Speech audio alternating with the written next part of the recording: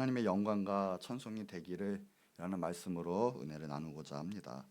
오늘 이제 바울이 특히 이제 이번 본문 이번 단락에서 바울이 기도하는 제목 가지고 은혜를 받고 있는데, 이제 예수님이 우리 제자들에게 부탁을 받습니다. 주여 저희들에게도 기도를 가르쳐 주십시오 할 때 제자들에게 예수님은 이렇게 기도하라 라면서 우리들에게 주기도문을 또 이렇게 가르쳐 주셨죠. 이 기도야말로 모든 우리 믿는 자들, 크리스찬들이 기도의 모델이 되고 또 모든 기도에 우리가 척도가 되어야 할 줄 믿습니다. 또한 그에 못지않게 이 사도가 드리는 기도 역시 중요한 기도의 모범이 되고 표대가 되어야 하죠. 사도 바울은 오늘 본 말씀 이제 본문이에요. 9절부터 10절까지 그래요. 우리 전 시간에 보면 내가 기도하노라 라는 거죠. 너희 사랑의 지식과 모든 총명으로 점점 더 풍성하게 하사 너희로 지극히 선한 것을 분별하며 또 진실하여 허물 없이 그리스도의 날까지 이르고 하면서 이제 바울이 우리에게 또한 그들에게 기도하고 축복하는 내용이었죠. 그러면서 오늘의 이제 본문 말씀이 이어지는 내용이죠. 그래서 오늘 본문도 마찬가지예요. 바울의 기도가 우리에게 어떻게 살아가야 하는지 또 하나님을 어떻게 믿어야 하는지 정말 중요하게 보여주는 본문이라 할 수가 있습니다. 기도라는 것은 다른 것이 아닙니다. 하나님과의 호흡이에요. 하나님과의 대화입니다. 그러니까 기도는 하나님과 이야기를 하면서 우리의 삶도 기도와 분리가 될 수가 없습니다. 기도할 때 기도의 내용이 우리의 삶과 일치가 되는 것이죠. 기도의 삶과 만약에 기도가 전혀 별개의 것이 되고 그렇다면 그 기도하는 사람은 기도를 잘못하고 있는 거거나 아니면 기도 자체가 지금 헛것이 되고 있는 거죠. 그 모든 기도는 허사가 될 수밖에 없습니다. 기도는 하나님과의 실제적인 대화이고 그러면 우리의 삶 가운데 하나님의 강력한 역사가 나타나게 하는 것이 기도인 거죠. 그러니까 이 기도 내용은 우리 믿는 자들의 삶을 정말 능력 있는 삶으로 지탱해주고 또한 기도하는 사람은 그 능력 있는 삶의 기도를 통해서 또 하나님 원하시는 바를 살 수가 있게 되는 것입니다. 이전의 기도 제목은 그래서 너희 사랑이 한마디로 풍성해서 허물 없이 그리스도의 날까지 이르기를 원한다라고 이야기를 했던 거죠. 너희의 사랑이라고 이야기를 했습니다. 그러니까 우리의 본질은 뭐냐? 사랑이죠. 하나님도 사랑이십니다. 그러기에 사랑이 없으면 이것은 하나님의 형상, 하나님의 본질이 없다는 것이고 아무 의미도 없게 되는 거죠. 성경에 말한 것처럼 방언하고 천사의 말을 할지라도 사랑이 없으면 울리는 꽹과리와 같다고 했습니다. 그러니까 하나님 우리가 사랑해야지가 아니라 정말 하나님을 믿게 되면 우리는 사랑하게 되어 있다라는 거예요. 우리 옆 사람 축복합시다. 자, 하나님의 사랑으로 사랑합니다. 아멘. 내가 사랑해야지가 아니에요. 정말 하나님의 자녀가 되고 구원받은 하나님의 자녀라면 사랑하게 되는 거예요. 왜요? 하나님이 임했기 때문에 하나님의 임한 내 가운데 모든 성품과 또 모든 영적 능력과 은혜가 흘러나올 수밖에 없게 되는 거죠. 그러니까 사도 바울뿐 아니라 이 사도들이 얼마나 사랑을 강조했습니까? 사도 요한도 그러잖아요. 누구든지 하나님을 사랑하노라 하고 형제를 사랑하지 않는 자는 거짓말하는 자다라고 말씀도 하셨어요. 진정 하나님의 사람이 무엇인지를 알지 못한다고 하는 것, 그 하나님의 사랑을 나타내지 않는다는 것, 그것이 바로 거짓 믿음이라는 거죠. 이 예수 그리스도를 믿는 것은 바로 사랑하게 된다는 거예요. 요한복음 13장 34절에 보면 그렇죠. 다른 게 아니에요. 이 세 계명을 너희에게 주노니 서로 사랑하라. 내가 너희를 사랑한 것 같이 너희도 서로 사랑하라. 내가 너희를 사랑한 것 같이 사랑하래요. 어떻게 해요? 예수님이 우리를 사랑한 것처럼 사랑하래요.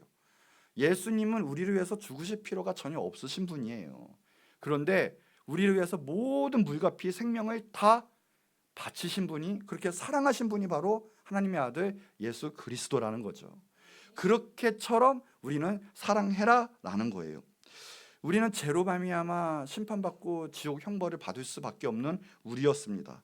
그러나 버림을 받아 마땅한 우리를 주님께서는 자기 목숨을 바쳐 사랑하신 거예요. 그런 사랑으로 우리는 사랑은 해야 돼요. 왜요? 예수님이 임하시면 우리는 그렇게 사랑할 수밖에 없고 그렇게 열매를 나타낼 수밖에 없다라는 거죠. 예수님의 사랑의 빛을 지닌 사람들이 바로 우리들이에요. 예수님의 자녀는 예수님의 사랑을 빚진 자들이라고 하는 거죠. 그래서 요한복음 13장 34절 35절에 보면 그래요. 이 서로 사랑하라. 내가 너희를 사랑한 것 같이 너희 사랑하라 하면서 이래요. 너희가 서로 사랑하면, 그래서 마침내 사랑하면 이로써 모든 사람이 너희에게 너희가 내 제자인 줄을 알리라. 우리가 예수님 믿는다는 표현이 뭡니까? 바로 그 사랑을 통해서 나타날 수가 있어요. 우리가 새신자들도 오고요, 그 다음에 안 믿는 자들도 만날 때 우리가 이 사람은 틀리다, 확실히 틀리다, 이게 무엇일까, 이런 감화감동의 역사가 있는 것이 바로 믿는 자들의 특징이지, 사랑과 똑같고 이 사람 믿지 못하겠는데 그러면 예수님 믿는 사람이 아니에요. 왜요? 예수님의 형상과 그 특징이 나타나지 않기 때문이죠. 하나님의 자녀 그리고 교회에 있어서 절대 중요한 것은 하나님의 사랑이 나타나는 것, 서로 사랑하는 것이에요. 이 사랑을 발견하지 못했다면 하나님의 강력한 역사, 은혜와 부흥의 역사도 나타나지 않게 될 것이에요. 베드로전서 1장 22절에 보면 너희가 진리를 순종함으로 너희 영혼을 깨끗하게 하여 거짓이 없이 형제를 사랑하기에 이르렀으니, 우리가 구원받고 예수님의 자녀라는 것, 우리가 그래서 구원받고 깨끗해진 영혼, 그게 특징이 무엇이냐? 형제를 사랑한다라는 거예요. 그렇게 하기에 이르렀으니, 그렇게 변화됐으니 어떻게 하라? 마음으로 뜨겁게 서로 사랑하라. 우리의 마음, 우리의 마인드, 정신, 가치관, 모든 걸 말하는 겁니다. 이것으로 마음으로 어떻게 해요? 뜨겁게 서로 사랑하라.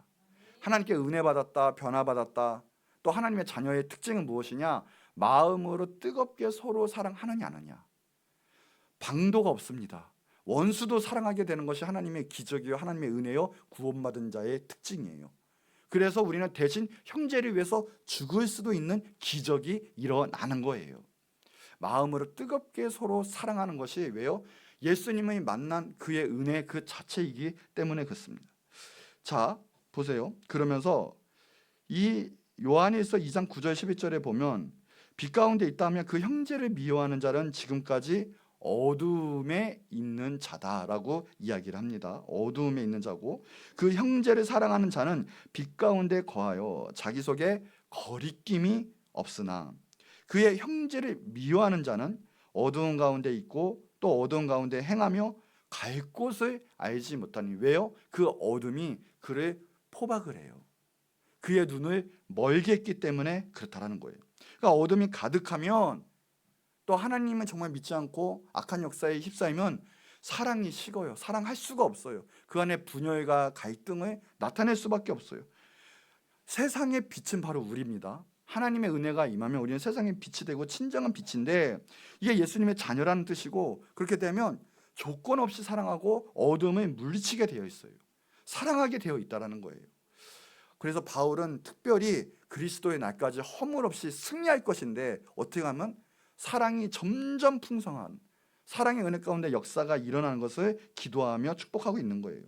그러면서 오늘 말씀으로 이어지는 거죠. 분별하고 진실하고 허물 없이 그리스도의 날까지 승리하고 이르기 원하는데, 그러면서 오늘의 본문 말씀이 마지막 본문 기도 제목인데, 예수 그리스도로 말미암아 의의 열매가 가득하여 그래서 하나님의 영광과 찬송이 되기를 원하노라 라고 이야기를 하십니다. 이거 한번 축복해 볼까요? 다시요. 하나님의 영광이 되세요. 하나님의 찬송이 되세요.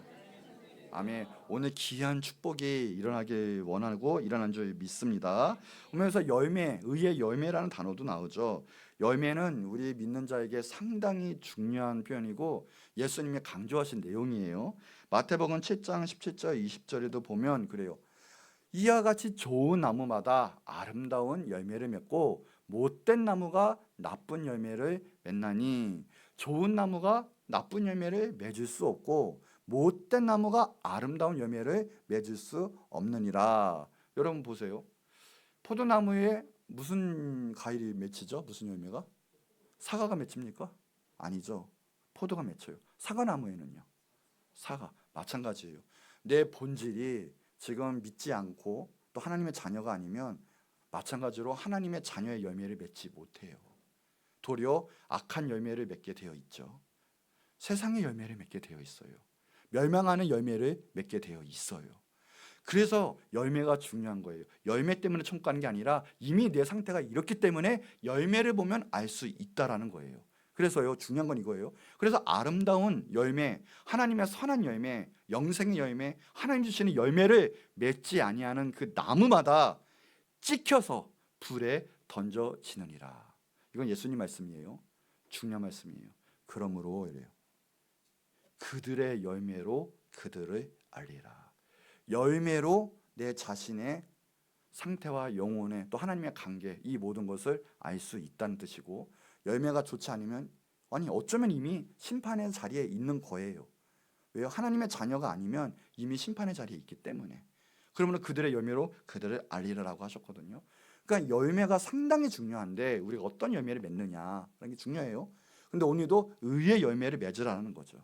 그래서 오늘 본문을 통해서 잠깐 은혜를 나누고자 하는데, 첫 번째가 이거예요. 예수 그리스도로 말미암아예요. 의의 열매를 맺는데 더 중요한 것은 무엇이냐?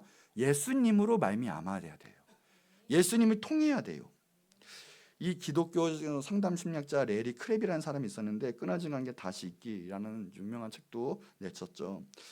그는 사역에 25년 동안 사람들의 심리 그리고 그 행동의 관계를 잘 관찰하고 분석해서 여러 가지 해결책을 제시해 주었습니다. 놀라운 일도 많이 벌어졌고요. 또 선한 일이었고, 또 그리고 그의 경력을 흠잡을 데가 없었습니다. 그런데 그의 사역이, 그의 어떤 중심적인 내용이 바뀔 때가 있었어요.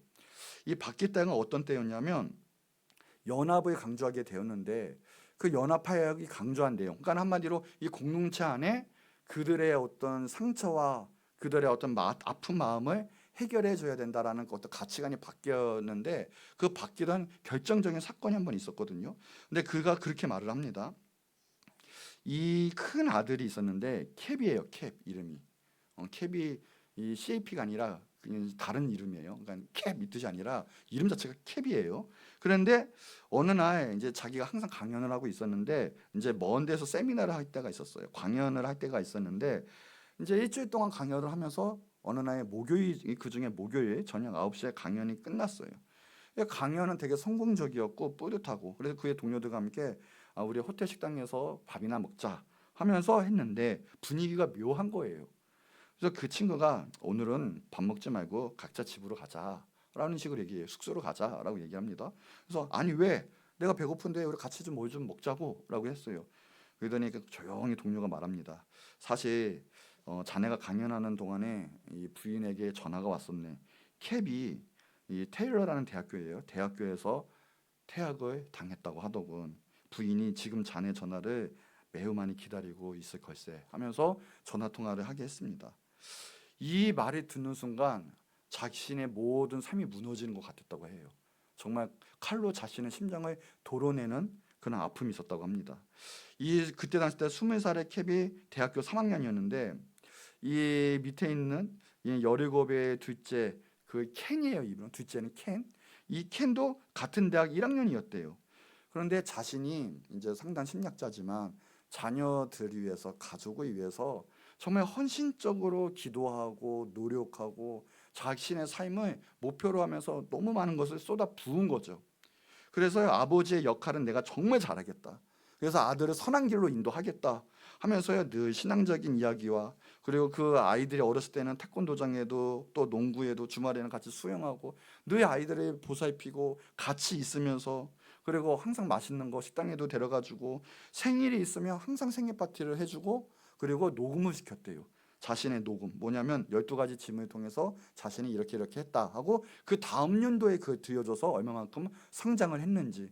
그냥 별의별 관심을 쏟아주고 별의별 교육을 다 했는데, 두 아들이 8살 그리고 5살이 되었을 때도 이 가정 예배를 드리면서 신구약 기초신학을 일관성 있게 또 예배하고 교육하고 그랬었는데, 갑자기 그 아들이 반항적이 되고 대학교인데 너무나 반항적이 되는데 결국은 학교에서 퇴학당하는 일이 생기고 말았던 거죠.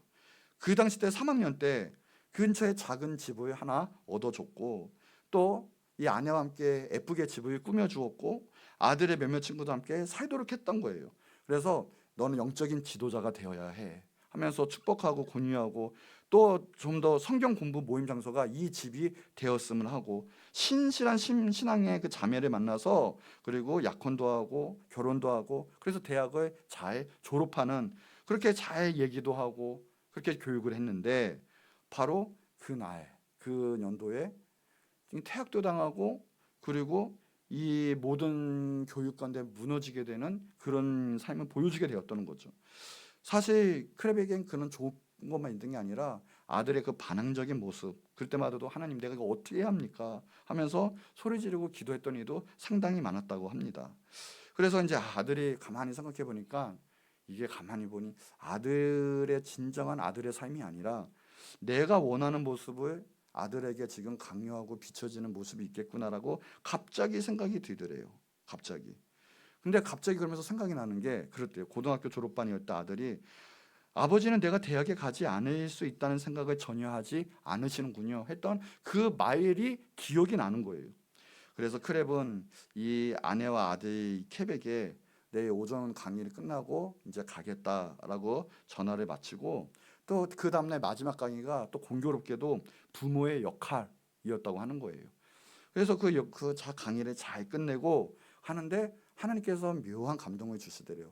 근데 마음이 편안해지는 거예요. 내 인생이 무너질 것 같은 느낌이 있었는데 어느 순간에 갑자기 내 마음이 정말 평온해지면서 이 마음이 되게 온유해지고 뭐 하나님 붙잡으시는 거를 느꼈다고 합니다. 그러면 가서 아내를 봤는데 아내를 보자마자 펑펑 울었대요. 같이 안고 울었대요. 근데 이게 납담의 의미의 울음이 아니라 뭔가 하나님께서 다시 한번 새 출발의 은혜를 주시겠다는 감격에 눈물이 또 있었대요. 그래서 아내와 함께 인디애나주에 있는 아들 학교로 가서 아들한테 같이 이런저런 얘기하면서 기도를 해주었대요. 그리고 아들에게 기도를 해주고 나오면서 이제는 기도가 그렇게 나오더래요. 주님, 제가 할 수 있는 일은 다 했습니다. 그런데 아들에게 내 능력이 닿을 수가 없습니다. 이제는 무엇을 해야 할지 모르겠습니다. 제가 기도하는 것은 제가 해야 할 일을 가르쳐 달라는 것이 아닙니다. 제 아들 속에 그리스도를 보게 하여 주옵소서. 주님, 저를 통해서 예수님이 제 아들에게 전해지기를 원합니다. 하면서 이제 자신이 그렇게 전문가고 노력했던 아들에 대한 교육과 그의 마음이 아니라 오직 하나가 있다면 이제 우리 아들이 예수님을 보게 해주세요. 예수님을 만나게 해주세요. 그래서 그렇게 기도가 나오고 평안한 역사가 이게 내 안에 있었는데 생각보다 빨리 조금 후에 아들이 회개하고요. 아들이 바로 아버지 앞에도 돌아오고 예수님 앞에도 돌아오고 그러면서 예수님이 가르쳐 주신 그 사건을 통해 한 일이 뭐냐? 바로 그와 함께 있는 연합함이라는 것을 가르쳐 주셨다는 거예요. 그러면서 이 사람이 이렇게 이런 말을 했습니다. 이 세상에 인간의 마음을 바꾸는 것은 다 두 종류입니다. 단 두 종류인데 하나는 타락이고 다른 하나는 은총입니다. 오늘 하나님께서 나아가고 또 하나님이 더 알기를 원하고 또 하나님을 순종하기 원한다면 그게 은혜입니다. 내가 그렇게 바뀌어가는 거예요. 그러나 반대로 하나님께 멀어져 가고 난 내 뜻대로 할 거야. 내 고집이 있을 거야. 그건 타락이에요. 근데 그 은혜와 타락 그 두 가지 때문에 내 인생이 바뀐다라는 거예요. 그러니까 인간의 마음을 바꾸는 건 단 두 종류인데 하나는 타락이고 다른 하나는 은총입니다. 하면서 즉 사람을 바꾸는 것은 사탄이고 또 한 분은 오직 하나님과 예수 그리스도이십니다라고 이야기를 하는 거예요. 내 안에 강력한 역사는 이제 악령과 성령, 사탄의 역사와 오직 하나님의 역사라는 건데 그러나 사탄의 힘은 유한하지만 하나님의 힘은 무한하고 영원합니다. 라고 고백하고 이야기를 했다는 거예요. 우리가 누구와 연합하느냐 그리고 누구한테 뿌리가 있느냐 그것은 상당한 내 인생의 결정적인 요소를 차지해요. 내 뿌리가 내가 만약에 세상적이고 악한 역사, 사탄의 근본대에 있다면 이것은 내 인생이 그리고 내 생각하는 것, 내 모든 하는 행동들이 바로 악의 열매를 맺게 돼요. 그러나 우리가 예수님 하면 깊게 뿌리 내리고 우리가 정말 좋은 나무가 되면 예수님을 통해서 성령의 열매를 맺고 사랑의 열매도 맺고요. 하나님이 원하시는 영생의 열매를 맺게 된다는 거예요.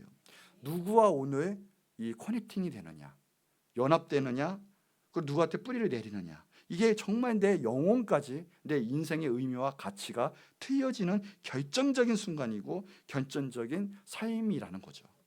오늘 정말 귀한 것은 오늘 예수님께 뿌리를 내리시는 거예요. 예수 그리스도로 말미암아 우리는 모든 것을 살아가야 되고 우리의 영생은 예수 그리스도로 말미암아 이루어지는 것입니다. 우리의 승리도, 우리의 모든 하나님 주시는 우리의 합당한 삶도 예수 그리스도로부터 우리는 나오게 되는 거예요. 우리 기도해야 하는 것은 오직 내 모든 가치관, 모든 삶의 행동 예수 그리스도로 말미암아.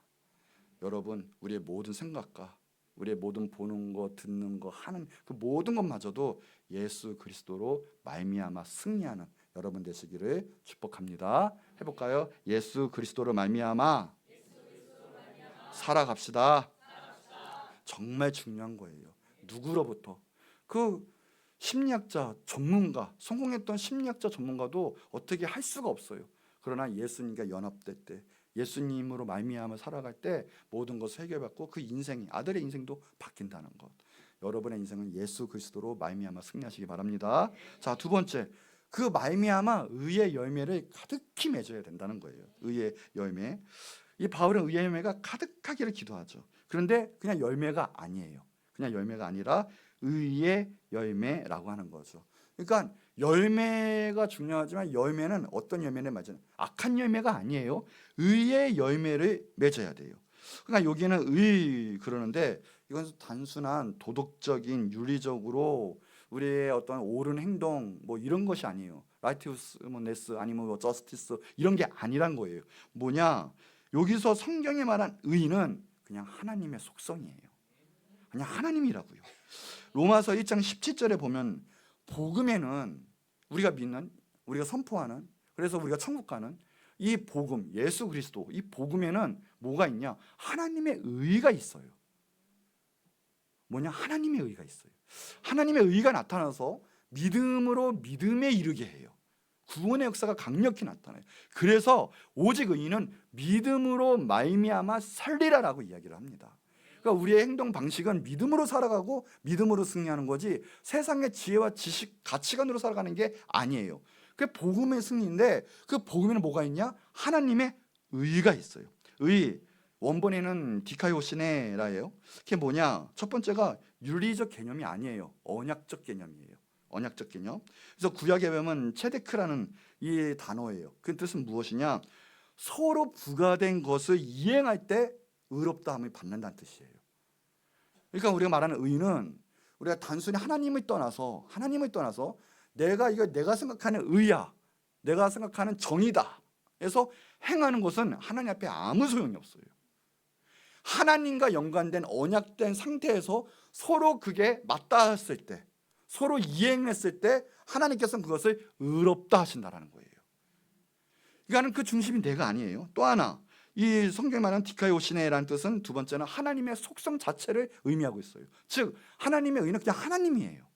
하나님이시기에 그 의가 나타날 수밖에 없어요. 하나님이시기에 사랑이에요. God is love예요, 말 그대로. 하나님은 성품 중에 하나가 아니라 하나님 자체가 사랑이시고 하나님 자체가 의다라는 뜻이에요. 디카이오시네. 그래서 복음에는 하나님의 의가 나타난다고 했어요.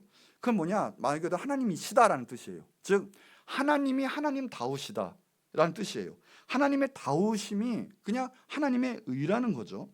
즉 신실하시고 긍휼이 많으신 하나님이 우리 인간들을 끝까지 포기하지 않으시고 품고 사랑하시고 결국에는 무한하신 능력으로 구원해 주시는 하나님의 그 속성, 그것이 구속사에 있어서는 하나님의 의가 나타난 거예요. 그러니까 의의 열매가 가득하다는 것은 세상적인 가치관, 또 세상적인 성공, 그런 업적, 나의 열심을 말하는 것이 아닙니다. 반대로 우리가 하나님 안에 있고 하나님의 자녀답게 살아가는 것, 그리고 또한 하나님 말씀에 순종하여 하나님의 뜻 가운데 변화되어 가는 것, 그런 것이 하나님의 의를 나타내는 것들이에요. 이 오늘 본문에 보면 의의 열매는 복수가 아니에요. 단수예요. 우리가 성령의 열매, 우리가 잘 아는 것처럼 갈라디아서 5장 22절 23절에 보면 성령의 열매가 쭉 나타나 있어요. 뭐예요? 성령의 열매는 사랑, 희랑, 화평, 오래 참음, 자비, 양성, 충성, 온유, 절제 쭉 나와 있잖아요. 그런데 보세요. 이거 하나같이 복수가 아니에요. 다 단수로 나와 있어요. 즉 이 모든 성령의 열매는 무엇이냐? 하나님 한 분이 나타내시는 거고, 하나님 믿으면 이 모든 중에 하나가 나타나는 게 아니에요. 나는 오늘 사랑했으니까 절제는 못하면 돼. 나는 온유했으니까 충성 안 해도 돼. 이런 게 아니라는 거예요. 정말 우리가 하나님의 자녀요, 우리가 구원받은 하나님의 자녀를 한다면 성령의 열매 이 모든 것은 자연스레 다 나타나게 되어 있어요. 그렇게 변화되게 되어 있어요. 이 같은 걸 막을 사람도 막을 법도 없다는 거죠. 그러니까는 성령의 열매는 9가지 맛이 나는 하나의 열매예요. 하나님이 오시면 그 모든 게 자연스럽게 변화돼요. 나 오늘 성령 충만한데, 나 능력은 충만해. 그런데 오늘 거짓된 건 못 끊어. 괜찮아. 오늘 컨셉은 나는 거짓이야. 이렇게 될 수가 없는 거예요. 하나님이 임하시면 성령의 열매는 다 맺게 되고요, 악한 열매는 끊어지게 되어 있어요. 왜요? 이것은 상품이 아니라는 거죠. 열매예요. 그렇기 때문에 주님은 정말 내 가운데 임하시고 하나님의 은혜와 사랑이 내 가운데 임하게 되면 이건 업적이나 내 업적이나 또 이거 제품이 아니라고 했습니다. 그렇기 때문에 우리의 인격, 우리의 성품 자체적으로 변화되게 되어 있어요. 왜요? 하나님 그분 자체가 우리에게 임재하시기 때문에. 자, 같은 원리로 보세요. 예수 그리스도로 말미암아 의의 열매가 가득하여, 그래요. 그러니까 의의 열매는 뭐예요? 예수 그리스도를 통해 맺어지는 열매예요. 그러니까 같은 원리로 예수님이 임재하지 않고 예수님을 통하지 않는 것은 의의 열매가 근본적으로 아니에요. 세상의 열매, 죄의 열매, 하나님과 상관이 없는 열매라는 거예요. 그래서 요한복음 15장 1~5절에 보면 그래요. 나는 참 포도나무요, 내 아버지는 농부라. 물은 내게 붙어 있어 열매를 맺지 아니하는 자, 아버지께서 그것을 제거해 버리신다라고 했어요. 그런데 물을 열매를 맺는 가지는 더 열매를 맺게 하려고 그것을 깨끗하게 하시느니라. 지금부터 전지 작업 계속 하시는 거예요. 우리 사역에 있어서나 내 자신도 마찬가지예요. 하나님의 일은 무엇이냐? 작업을 하시는데 깨끗하게 계속 그 작업을 하세요. 계속 걸려내시는 거예요. 계속. 왜요? 열매 맺게 하시려고. 참다운 열매 가운데 진정한 구원이 있게 하시려고. 예수님은 이제 축복을 합니다. 너희는 내게 이르지 말로 이미 깨끗하게 됐으니, 그래요, 내 안에 거하라. 나도 너희 안에 거하리라. 가지가 포도나무에 붙어있지 아니하면 스스로 열매를 맺을 수 없음 같이 너희도 내 안에 있지 아니하면 그러하리라. 열매가 가지에서 뚝 떨어져요. 그럼 더 이상 열매 영양분이 먹고 과일이 커질까요? 그 자리에서 끝나게 돼요. 이 꽃이 이 가지에서 떨어지면 꽃은 시들고 마는 거예요. 꼭 붙어 있어야 돼요. 그러면서 나는 포도나무예요, 너희는 가지라. 그가 내 안에, 내가 그 안에 거하면 사람이 열매를 많이 맺나니 나를 떠나서는 너희가 아무것도 할 수가 없느니라. 이게 신앙의 원리예요. 우리가 하는 게 아닙니다. 꽃이 하는 역할, 과일이 하는 역할은 뭐예요? 가지 앞에 딱 붙어 있으면 돼요. 딱 붙어 있어서 영양분을 쩍쩍 빨아먹으면 돼요. 많이 먹을수록 제일 좋은 맛있는 열매를 맺게 돼요. 신앙은 이와 같은 거예요. 내가 하는 게 아니에요. 내가 펄펄 살아있으면 신앙 믿음 생활 아무것도 할 수가 없어요. 우리는 예수님께 안에 거하고요, 예수님께 꼭 붙어 있는 거예요. 꼭 붙어 있으면 열매를 자연스레 맺게 되어 있어요. 성령의 열매 맺게 되어 있고요, 영혼의 열매도 맺게 되어 있고요, 하나님이 원하시는 열매를 맺게 되어 있는 거예요. 우리가 해야 될 것은 예수 그리스도를 말미암아 예수님 안에 꼭 거하는 거예요.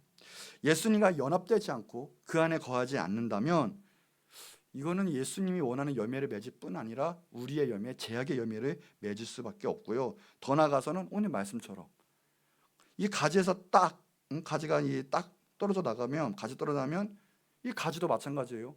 땔감으로밖에 사용할 수가 없는 거예요. 가지도 못 자라요. 아궁이의 재로 변하는 거죠. 더 나가서 우리가 예수님께 떨어진다면 우리는 심판을 받을 수밖에 없어요. 아궁이의 때의 잿감밖에 될 수가 없다는 거예요. 우리의 인생도 그와 똑같아요. 아궁 속에 던져질 이 불쏘시개와 다를 바가 없는 거예요. 예수님은 참 포도나무, 하나님은 농부라고 하시잖아요. 그러니까 우리는 열매 맺을 능력이 없지만 우리에게 주신 진리 수의 영양한 그 영분, 말씀의 양분, 막 이런 거 충분히 주셔가지고요 열매를 맺고요. 작은 여우가 우리를 무너뜨리려고 할 때 농부이신 하나님께서는 그것 또한 지켜주신다라는 거예요. 우리 시편 1편 3절 같이 한번 읽어볼까요? 시작. 그는 시냇가에 심은 나무가 철을 따라 열매를 맺으며 그 잎사귀가 마르지 아니함 같으니 그가 하는 모든 일이 다 형통하리로다. 형통하는 비결이 뭐예요? 있는데 되어지고 하나님의 하늘의 은혜 역사가 내 가운데 임하는 역사는 다른 게 아니에요. 시냇가에 심은 나무처럼 우리 주님 앞에 딱 붙어 있으면 그냥 철을 따라 열매를 맺는 거예요. 가뭄이 오면 그 나무와 잎사귀가 다 마르지만 시냇가에 심은 나무는요 잎사귀가 마르지를 않아요. 모든 일이 다 형통해요. 그러니까 우리가 하나님 잘 되게 해주세요, 잘 되게 해주세요가 아니라 우리는 하나님 앞에 딱 붙어있고 예수님 안에 딱 거하고 예수님 딱 붙잡으면 우리는 정말 결론적으로 최후 승리를 얻고요 모든 일이 형통하게 되는 거예요.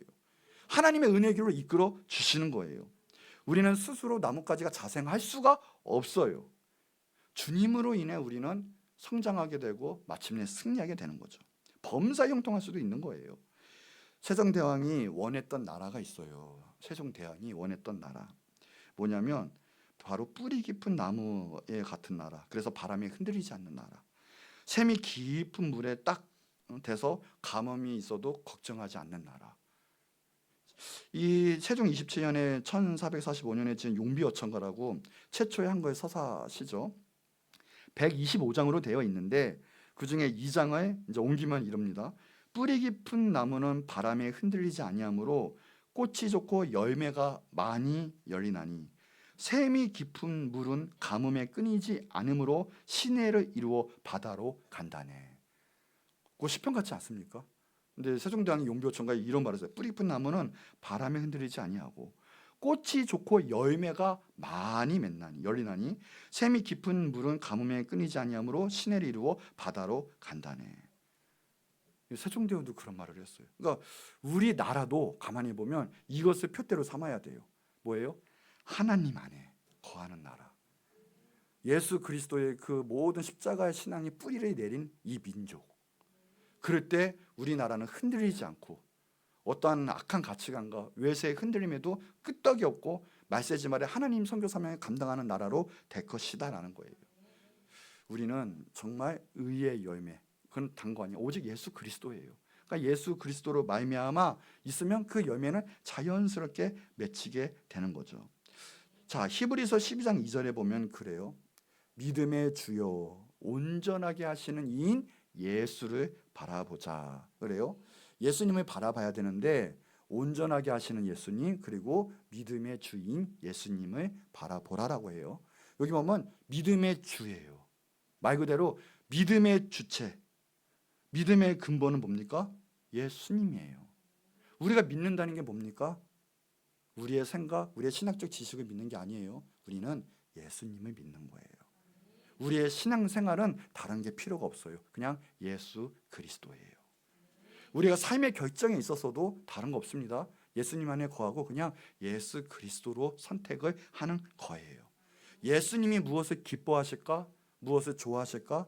또 그것에 더 평만한 역사가 있는 것을 선택하는 것이 바로 예수님이 기뻐하시는 일이라는 거죠. 그래서 의의 열매는 다른 거 아닙니다. 그냥 하나님 안에 거하는 거예요. 하나님의 뜻을 알고 하나님의 뜻을 행하고 하나님의 그 뜻의 길로 걸어가는 게 의의 열매를 맺는 거예요. 그리고 예수님 믿는 사람은 예수님이 캐는 기준이 되는 것이죠. 창세기 1장에 보면 그래요.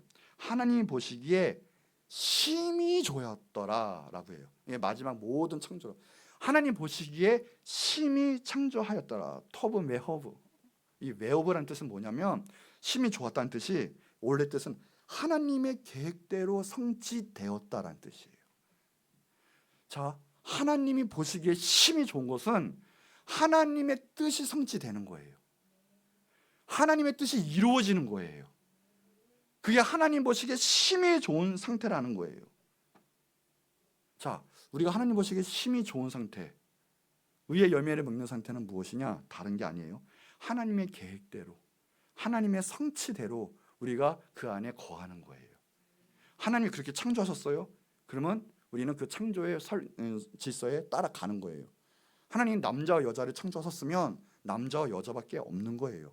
다른 성은 없는 거예요. 왜요? 하나님 보시기에 그게 심히 좋았다면 그의 열매는 바로 그런 거기 때문에 그래요. 말씀이 그렇다 그러면 아멘 하는 거예요. 왜요? 하나님 보시기에 심히 좋았다는 그 안에 거한다는 건 그거거든요. 근데 내 안에 저는 안 됩니다. 저 그것만큼 안 되겠습니다. 그 자체가 하나님 보시기에 심히 역겹다라고 하시는 거예요. 반대로 얘기하면 우리가 중요한 것은 하나님 말씀이 그렇다 하고 임할 때 아멘 하고 응답하고 하나님 이루소서 믿습니다 아멘 하는 것이 하나님 보시기에 심히 좋고 그게 의의 열매를 맺는 거예요. 그런데 하나님 보시기에 그 창조 계획에 또 다른 계획에 구속사역에 벗어나는 것들이 있다. 그게 하나님 보시기에는 정말 나쁜 거예요. 우리의 근본 원리는 뭐냐? 하나님 보시기에 심히 좋았다. 하나님 계획대로 성취되었다. 그 안에 거한다. 그게 의의 열매를 맺는 거예요. 로마서 5장 19절에 그래서 그러죠. 한 사람이 순종하지 아니함으로 아담이에요. 이 불순종이에요. 왜요? 하나님의 뜻에서 벗어났어요. 하나님은 이렇게 하기 원하셨어요. 뭐예요? 다른 열매는 다 먹어도 이 열매는 먹지 말아라라고 하신 거예요. 쉽게 말하면. 근데 그것을 벗어났어요. 근데 그것이 심각한 죄가 돼요. 하나님 안에 들어오면 하나님 보시기에 심히 좋아요. 터브 메어드 좋은데 그것을 벗어나면 우리는 약보죠. 인간적인 죄, 윤리적인 죄는 그거 아무것도 아닌데 오늘 거짓말로 한번 넘어가 버리지 뭐. 그런데 하나님 보시기에는 그게 죽을 수 있는 병이 되고 말아요. 큰 죄가 되고 말아요. 아담은 그 열매 하나 불순종으로 따먹고 그거는 뭐냐? 하나님을 대적한 거거든요. 하나님께 벗어난 거예요. 그래서 죽음을 가져왔어요. 많은 사람이 인류가 죄인 된 것처럼. 그러나 한 사람, 그건 예수님의 뜻이에요. 예수님이 십자가 사요. 끝까지 주님 말씀에 어떻게 해요? 순종해서 그 안에 거해서 그 뜻을 따라서 십자가를 지심으로 많은 사람은 온 인류가 구원을 받게 됩니다. 중요한 원리예요. 의의 열매는 다른 거 없어요. 오직 예수 그리스도 안에 거하는 거고요. 하나님 안에 거하는 거고요. 그리고 그 뜻, 거한다는 것은 그 뜻대로 순종한다라는 거예요. 벗어나면 그게 무시무시한 죄가 되고 말아요. 그래서요, 하나님 안에 거한다는 것은 믿음의 교제가 있는 거예요. 늘 주님과 대화하고 하나님과 기도하게 되고. 그래서 그 의는 다른 의가 아니라 하나님이에요. 예수님이에요. 늘 예수님 어떡합니까? 하나님 어떡합니까? 하나님 함께 해주세요. 늘 주님과 동행하는 거예요. 늘 안에 연합하는 거예요. 늘 함께 하는 거예요. 내 안에 주님과 자꾸만 대적이 되고 주님께 자꾸만 벗어나는 그 성향이 있는 죄성이 있다면 그것이 연합하면 뭐냐? 그것이 없어지는, 십자가에 못 박게 되는 은혜가 있게 되는 게 성화의 과정이에요. 반드시 성화가 있게 되고 그 열매는 맺게 되어 있는데 성화가 안 된다. 몇 년이 가도 안 된다. 두 번째, 세 번째만 해도 변화가 안 된다. 문제가 있는 거예요, 이거. 자, 마태복음 5장 20절에 예수님께서 말씀하시죠. 내가 너희에게 이르노니 너희 의가, 하나님의 의예요. 근데 반대로 얘기해요. 너희 의가 서기관과 바리새인보다 더 낫지 아니하며 결단코 천국에 들어가지 못하리라. 구원은 어떻게 돼요? 하나님의 의로 받는 거예요. 예수 그리스도의 의가 전가돼서 나는 의롭다 하심을 받는 거예요. 내가 하는 게 절대 아니에요. 그런데 바리새인은 뭐예요? 서기관은 뭐예요? 자신의 의예요. 사람의 의예요. 나의 의예요. 우리의 의는 하나님의 의로 구원을 받는 거예요. 오늘 여러분 예배하는 거 하나님의 의로 예배하는 거죠. 하나님이 임재하시니까 하나님의 마음으로 정말 하나님을 존귀하게 예배하는 거죠. 이 예배도 내 삶의 신앙의 삶에 있어서도 하나님의 의가 아닌 바로 인간적인 의, 하나님의 어떤 규칙이 아닌 내 방도에 내 생각대로의 마음대로 살아가는 그 삶, 내 의, 그게 바리새인이에요.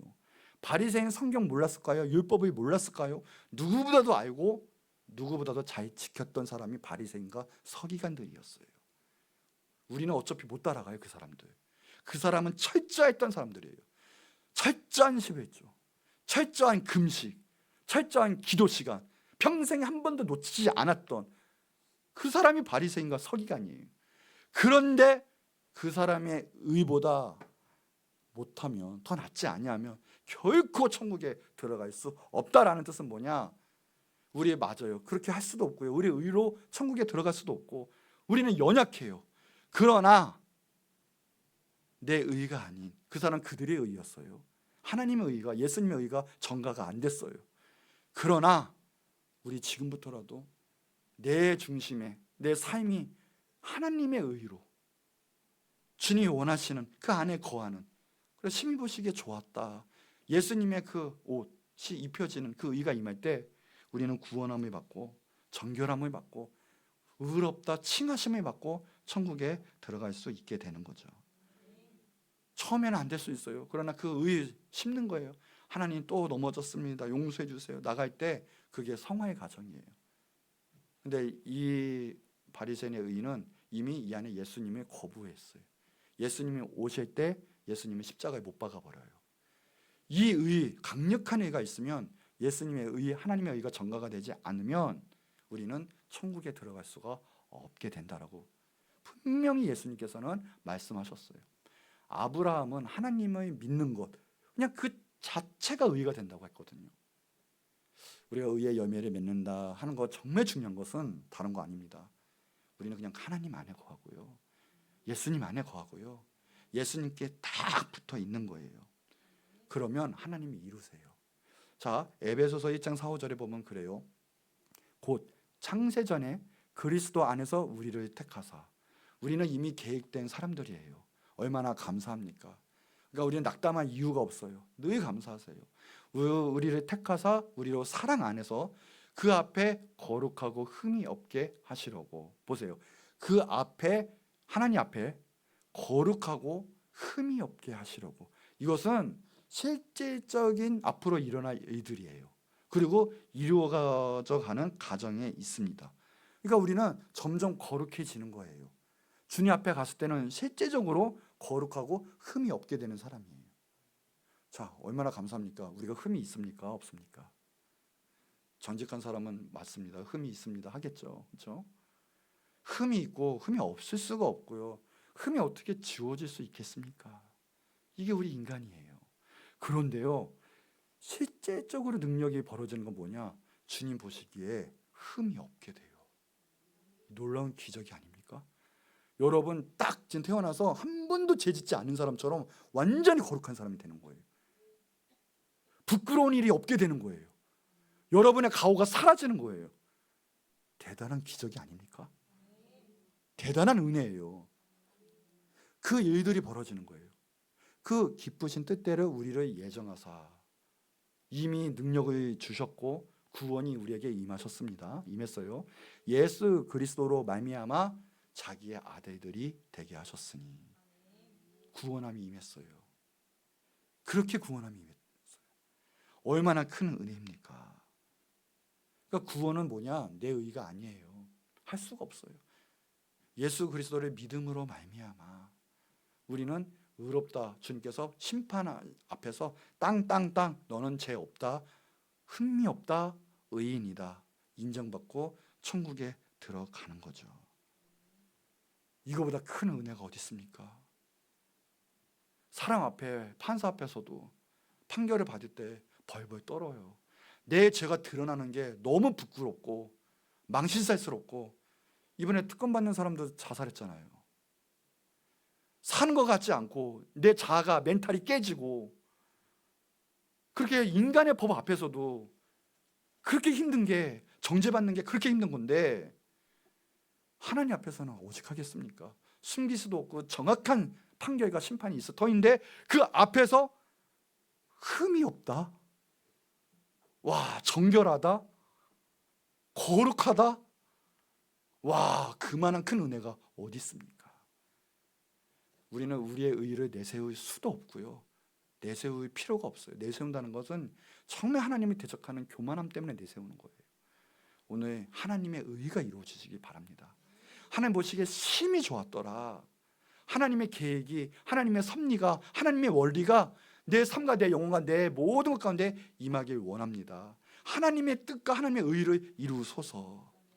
하나님이 그걸 보시고 너는 내 아들이다, 정케받는 놀라운 은혜가 있게 될 것입니다. 그 의의 열매가, 그 열매가 이제 가득해지기를 기도하면서 최후 마지막이에요. 보니까 하나님의 영광과 찬송이 되어라 라고 사도 바울은 마지막으로 기도해 주면서 축복을 해 주십니다. 바울은 빌립보 교회가 하나님의 영광과 찬송이 되기를 원했었어요. 그러니까 무슨 말이냐면 이 하나님께 영광을 돌려라가 아니라 그들 자체가 하나님의 영광이다라는 뜻이에요. 쉽게 말하면 여러분이 하나님께 영광을 올려드리기 위해서 열심히 하는 게 아니라 여러분 자체가 하나님의 영광이라는 거예요. 또 하나, 찬송을 많이 불러라가 아니라 그 교회가, 빌립보 교회가 하나님의 찬송이다라는 뜻이에요. 여러분이 하나님의 찬송이다라는 뜻이에요. 여러분이 찬송을 많이 불러라가 아니라 여러분 자체가 찬송이다라는 거예요. 이게 모든 예술 작품에는 그 안에 예술가의 영광이 있다고 하죠. 혼이 있다고 얘기들 합니다. 화가는 그림으로서, 작곡가는 음악으로서, 뭐 건축가는 건축 양식으로서, 뭐 여러 가지가 있겠죠. 작가의 이 혼이 있다고 얘기해요. 그럴 때 이 작품들이 잘 됐을 때 누가 인정을 받아요? 아, 이 작품 좋아도 하지만 이거 누가 만들었어? 어떤 사람이 이런 작품을 만들었어? 이렇게 되는 것처럼 우리 자체가 하나님께 영광이요, 그리고 하나님께 찬송이 되면 하나님이 영광 받으시는 거고요, 하나님이 찬송 받으시는 거죠. 근데 오늘 마지막에 보면 참 저는 찡했던 게 이 마지막 부분이에요. 오늘 보면 뭐래요? 이 본문에서 마지막에 자, 하나님의 영광과 찬송이 되기를 원한다, 원하노라 라고 하잖아요. 원한다. 근데 원래 본문에는 원한다라는 말씀이 없어요. 이거는 지금 이 해석상에 원한다가 자연스럽게 붙인 말이에요. 원 뜻은 없어요. 그러니까 쉽게 말하면 이거예요. 뭐냐면 빌립보 교회를 시작한 게 우리가 이제 계속 연구했잖아요. 말씀드린 것처럼 하나님의, 정말 오직 하나님의 섭리. 너는 이제 빌립보 교회 이쪽 지역으로 마게도냐로 와라 한 것부터 시작을 해서 갔더니 이 루디아뿐만 아니라 이 감옥에서의 기한 역사들이 벌어지면서 교회가 생겨났죠. 이거 오묘하신 하나님의 그냥 역사였어요. 그리고 이제 지금은 바울이 감옥에 있는데 이 자신의 파송한 안디옥 교회에도 무관심해요. 그런데 유일하게 그 정말 개척교회, 자그마한 교회, 이 빌립보 같은 교회가 이 바울을 지지하고 후원해주고 기도해주고 에바브로디도를 통해서 실제적으로 헌금을 보내주고 옥바라지를 해주고, 이게 너무 감격이 되는, 지금 이 말씀에서 기도의 축복을 해주시는 내용이잖아요. 그러면서 그거예요. 그러니까 오늘 말씀에 예수 그리스도로 말미암아 의의 열매가 가득해서 하나님의 영광과 찬송이 되기를, 이 내용이에요. 원하노라가 아니라 되기를 하면서 더 이상 편지를 쓰지 못한 내용이에요. 이 본문 단락까지가 얼마나 감격이 있었으면, 최고의 축복을 다하면서 바울도 감격에 젖은 내용이에요. 되기를 마음을 다했어요. 마음을. 결론적으로 뭡니까? 하나님의 최고의 마지막 최고, 우리들의 최종 목적이요, 우리들의 삶의 이유요, 영원히 살아갈 우리의 존재 목적은 무엇이냐? 결국은 하나님의 영광이요, 하나님의 찬송이 되는 거거든요. 그거예요. 우리 천국에서도 찬송은 쉬지 않아요. 그런데 바울이 마음을 다해서 마지막으로 최종적인 축복을 해주시는 게 뭐냐? 바로 너희가, 이거예요. 너희가 하나님의 영광과 하나님의 찬송이 되기를, 마음을 다해서, 눈물을 흘렸을지 아닐지 모르겠지만 정말 마음을 다해서 최종적인 축복을 해주고 기도하는 내용이에요. 우리가 딱 잡는 건 무엇이냐? 내 삶에 하나님의 영광이 아닌 것 100% 하나님 뜻 아니에요. 반대로 우리가 모든 살아갈 이유가 하나님의 영광에 초점을 둬야 돼요. 하나님의 찬송이 되지 않는 거 100% 우리 삶에 하나님 기뻐하시지 않으세요. 쉬워요. 우리의 모든 삶에 있어서, 뭐는 하는 목적에 있어서 하나님의 영광이 되고 하나님의 찬송이 되느냐 안 되느냐. 우리는 아까 얘기한 것처럼 가만히 보면 우리가 찬송을 그냥 우리가 부르는 어떤 곡조라고 생각을 해요. 우리가 찬송이에요. 하나님은 우리를 기뻐하신다고요. 우리의 찬송을 기뻐하시는 게 아니라 엄밀히 말하면 우리를 기뻐하시는 거예요. 그러기에 예배도 우리의 정말 하나님과 통하는 내 죽어있는 십자가로 죽어있는 정말 살아있는 예배가 되지 않으면, 신령과 진정의 영의 예배가 되지 않으면 그 예배 하나님, 예배 행위로는 하나님 기뻐하시지 않으세요. 예배 안 받으신다니까요. 나를 통해서 예배를 받으시는 건 나를 받으시는 거예요. 예배는 나를 받으시는 거예요. 그러니까 우리가 생각을 해요. 세상 가운데 마음대로 내 뜻대로 살고 죄 짓고 살다가 여기 와서 찬송하고 예배하면 내 죄가 사라지겠지라고 생각하는데, 하나님은 그거 원하시지 않으세요. 교회에서 예배를 하든 세상에 나가든 어디를 있든 하나님의 찬송이 되는 것, 하나님이 자체가 내가 영광 되는 것, 그걸 기뻐하시는 거고 그걸 원하시는 거예요. 그러니까 내가 어떤 선택을 하든 어떤 길을 걸어갈 때 내가 하나님의 영광이 되느냐 안 되느냐, 내가 하나님의 찬송이 되느냐 안 되느냐가 절대 기준이에요. 바울도 왜 결혼을 포기했습니까? 결혼해도 된다고 했어요. 그러나 왜 포기했어요? 자기 자신한테 볼 때 결혼하면 하나님의 영광이 나눠질 것 같거든요. 온전히 하나님의 영광만을 드러내고 싶기 원하는데 그러지 못할 것 같으면 오직 하나님의 영광을 위한 길을 택하는 거예요. 결혼 왜 합니까? 하나님의 영광을 위해서 하는 거예요. 근데 결혼하면, 자식을 가지면 하나님의 영광이 반쪽이 쪼개져요. 마음이 식어요. 하나님의 사랑과 헌신도 식어요. 잘못된 거예요. 공부 학생들 왜 합니까? 우리 말로는 하나님의 영광을 위해서 합니다. 그럼 그때 때마다, 시시때 때마다 하나님의 영광을 위해서 해야 되는데, 시험입니다, 학교에서 뭐가 있습니다, 점수를 잘 받아야 합니다 할 때는 예배가 쉬워지고 교회 헌신도가 식어지고 심지어는 교회를 떠나고, 잘못된 거예요. 범사가, 내 삶의 목적이 하나님의 영광을 위해서 살아가는 거예요. 그럴 때 하나님이 위에서 축복을 주시고 그 축복을 통해서 그냥 내가 일하게 되는 거예요. 하나님이 일하시게끔 했을 때 내가 그걸 통해서 그냥 가만히 순종하면 하나님이 일하시는 거예요. 근데 상금은 내가 받고, 그런 원리로 가는 거지, 내가 복 받으면, 내가 되면 그때 일하겠게요. 잘못된 거예요.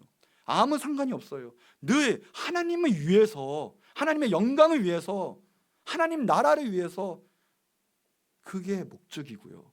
그게 기준이 돼야 되는 거예요. 뭔 일만 있으면, 심지어는 기도 제목대로 기도 응답 받으면 그 다음부터는 하나님의 영광이 떠나가요. 하나님의 은혜와 영광과 축복과 상금이 왔으면 더 열심히 해야 되는데 신기한 역사가 벌어져요. 왜 그럽니까? 20살 되면 열심히 해야 되는데 20살 청년 되면 내 마음대로 살 거야. 갑자기 안 하던 술 담배도 하게 되고 타락하게 되고 군대 갔다 오면 무너지고. 왜 그럽니까? 말만 하는 거지 하나님의 영광을 위해서 살지 않아요. 근데 하나님이 원하시는 거는 내가 하나님의 영광이 되기를 원하는 거예요. 내가 하나님의 찬송이 되기 원하는 거예요. 그럴 때 그 영광 올려드리는 것들이, 그 찬송이 진정으로 하나님께 연락이 되고 우리 가운데도 은혜와 능력과 상급이 되는 거고 하는 거지. 찬송을 하나의 그냥 곡조부터 뭐 음악으로, 영광의 하나의 어떤 행위, 예술, 그걸로 보고 있어요. 절대 그거 아니에요. 여기서 보면 그 자체가 되기를 원한다라고 이야기를 해요. 여러분, 너무 모든 삶에 있어서 최후의 목적은 우리는 하나님의 영광이요, 하나님의 찬송이 돼야 돼요. 말로만이 아니라, 거짓 믿음만이 아니라 우리의 삶 자체가 정말 그것이 기준점이 돼야 돼요. 그래서 오늘은 마지막으로 기도하는 거예요. 바울이 뭐냐, 예수 그리스도로 말미암아 의의 열매가 정말 가득해서 충만해서 뭐가 되어라? 하나님의 영광과 찬송이 되어라. 그게 정말 올바른 믿음이요, 하나님 기뻐 받으시는 신앙이요, 또 삶의 믿음인 줄 믿습니다. 자, 결론이에요. 이 하나님께서는 우리 인간과 기본적으로요, 이게 연결이 되어 있어요. 우리도 영의 존재예요. 그래서 하나님과의 모든 관계가 끊기게 되면요, 우리의 영은 죽게 되고요, 이 세상에서도 아무 열매를 발할 수가 없게 돼요. 그래서 우리 인간의 주님께 연결된 가지와 시냇가에 심겨진 나무와 같은 존재로 창조하셨어요. 그러니까 우리는 주님 꼭 붙어 있어야 돼요. 주님 안에 거해야 돼요. 그래서 우리 하나님으로부터 결코 모자람없는 수액을 공급받아요. 지금도 받고 있는 거예요. 영원한 생명의 물을 이미 마신 거예요. 그러니 하나님을 떠나서는 우리가 존재할 수도, 또 영원히 살아갈 수도 없게 돼요. 떠나면 결국은 아무 때도 쓸모없는 아궁이의 때, 그런 아궁이에 던져지 그런 잿감으로 변할 수밖에 없는, 우리의 인생도 그렇게 될 수밖에 없는 그런 삶이 이루어지고 말죠. 우리가 정말 알아야 될 거, 우리가 지금 얼마만큼 마음이 편안하냐, 아니 얼마만큼 축복을 받았느냐, 얼마만큼 성공했느냐, 얼마만큼 지금 내 뜻대로 내 기도 제목대로 응답되고 있느냐, 절대 중요하지 않아요. 그것도 중요할 수 있어요. 그러나 이기적인 내 중심의 관점에서 벗어나 어떻게 하면 하나님의 영광을 올려드릴 수 있는가, 어떻게 하면 내가 하나님의 영광이 되고 내가 어떻게 하면 하나님의 찬송이 될 수 있는가. 하나님은 그걸 너무나 기뻐 받으시고 심히 좋게 여기세요. 하나님 안에 딱 안에 있고 거하고 물가에 심겨진 나무처럼 딱 뿌리 내리고 가지가 나뭇가지가 딱 나무에 붙은 것처럼, 그래서 하나님이 주시는 모든 축복을 다 받아 누리면서 최후에는 그래도 다 하나님이 하셨습니다 하는 거 하나님이 심히 좋아하세요. 우리 이제 살펴봐야 돼요. 내가 의의 열매를 맺고 있는가. 신앙의 열매가 그냥 의의 열매가 아닌 그냥 나의 열매인가 다시 한번 체크해보고 확인해 봐야 돼요. 하나님 뜻에 복종하는 날마다, 그래서 주님 앞에 걸어가는, 주님과 동행하고 걸어가는 그 사람들은 정말 주님이 주시는 평안함과 기쁨과 감사와 축복이 차고 넘칩니다. 그거는 내 환경과 전혀 상관이 없어요. 오늘 그 예수님의 그 크신 바울이 기도했던 그 기도의 축복이 오늘 여러분 가운데 임하기를 축원합니다. 예수님 안에 거하세요. 우리의 신앙은 결론적으로 예수님을 닮아가는 거죠. 그러므로 우리 자신이나 우리 교회나 하나님 안에 예수님 안에 꼭 붙어 있는, 그래서 결론적으로 하나님의 영광과 하나님의 찬송이 되는 크신 은혜가 있기를 주의 이름으로 축복합니다. 자, 우리 한 목소리 기도할 텐데, 하나님, 오늘 한 구절의 말씀이지만 정말 우리의 근본 신앙을 되돌아보는 말씀입니다. 하나님, 정말 예수님으로 말미암아 살아가는 우리가 되게 하시고, 정말 하나님이 기뻐하시는 거라면, 심히 기뻐하신다, 칭찬받을 수 있을 것이라면 우리가 주님 안에 뿌리 내리게 해주세요. 주님 섭리 안에 거하게 해주세요. 예수 그리스도 안에 거하게 해주세요. 그래서 정말 의의 열매가 맺는 우리의 삶과 우리의 믿음이 되게 해주시고 하나님 영광 받아주세요. 하나님, 내가 찬송합니다. 주님, 나를 받아주시옵소서. 우리 주여 한번 부르짖고 기도하도록 하겠습니다. 주여